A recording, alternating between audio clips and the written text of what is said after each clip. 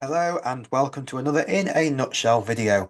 This video is looking at topic 4F in the Christianity component of the Religious Studies A-Level from Eduqas. Topic 4F looks at liberation theology. In this video, we are going to look at the response of the Roman Catholic Church towards liberation theology. Liberation theology is a movement that developed in Latin America in the 1960s, and the two main scholars are Gutierrez and Boff. While liberation theology aims to achieve justice for the oppressed, it does have a political edge, which has led to some opposition from the Catholic Church. Liberation theology has never been declared as heretical by the Catholic Church, and liberation theologians argue that their views are logical extensions of the God revealed in the Bible and in church traditions, especially those ideas made clear at Vatican II, which urged the Church to take the concern of the poor more seriously. Two bishops' conferences in South America strongly supported liberation theology. In Medellin in 1968 and in Puebla in 1979. However, at the Vatican, liberation theology has had a mixed reception. Pope John Paul II first wrote positively about base communities, but was critical that many opposed the Catholic Church and became charismatic communities. He was also concerned that liberation theology would reduce evangelization to social justice. He also condemned the violence used to achieve social change. He said that violence and revolution is contrary to the Christian spirit. He closed down Catholic institutions that taught liberation theology, and he rebuked scholars, including Boff and Gutierrez.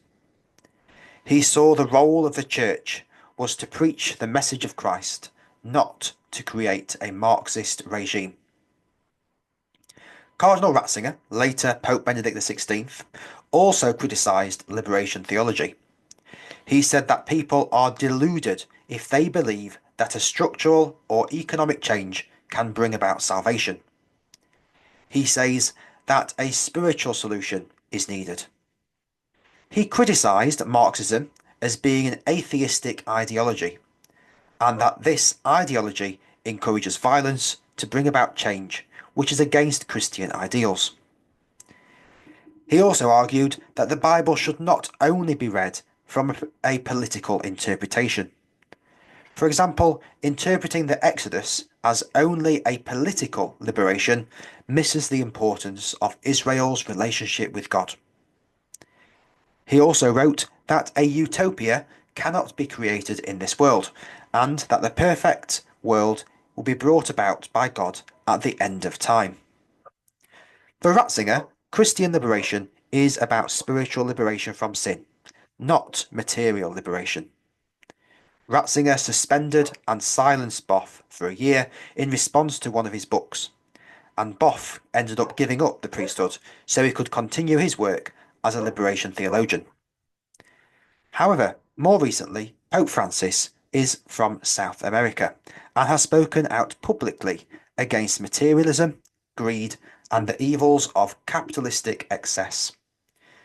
However, as a young priest, he was a critic of liberation theology, but his views did soften, and since becoming Pope, he has reconciled with many liberation theologians and has even welcomed Gutierrez to the Vatican, where they celebrated Mass together. Another symbol of Pope Francis's appreciation for liberation theology is the use of the phrase "the cry of the earth" and "the cry of the poor" in his encyclical Laudato Si.